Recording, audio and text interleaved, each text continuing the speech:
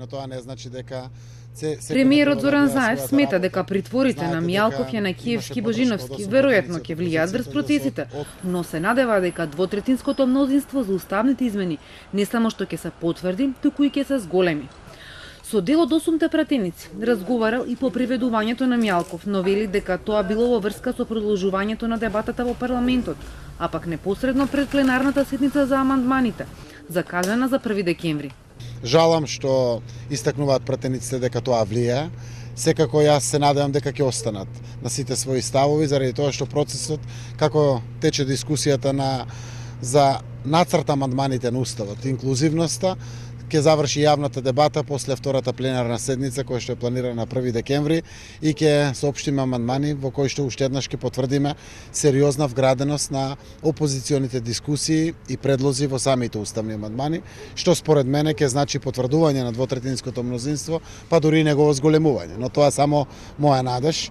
Премиерот вели дека иако понекогаш обвинителствата и судовите вршејќи си ја својата работа влијаат на политичкиот процес, порачува дека сите треба да се носат со одговорноста што ја имаат, пред се политичарите. Очекува паралелно да продолжат да течат двата процеса без да си направат штета.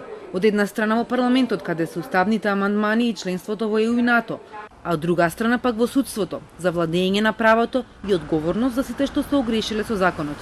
Ко-председателката на Координативното тело за помирување, Емилија Александрова, во телефонски разговор за Телма го потврди ставот дека притворите го разнишуваат процесот на помирување. Потврди дека среда е утврдена како датум за првиот состанок на телото, но се надева дека прашањето за 27 април ќе биде меѓу првите. Во телото членуваат 20 пратеници. Не можам да кажам што ќе биде прво на агендата, но се надевам дека ќе се разговара и за клучните прашања. Во нашето четврто барање како пратеници оставивме рок 30 дена, а тој е веќе пробиен и очекуваме најскоро решение. Од ВМРО ДПМН подготвуваат антивладени протести на годишнината од приведувањето за 27 април.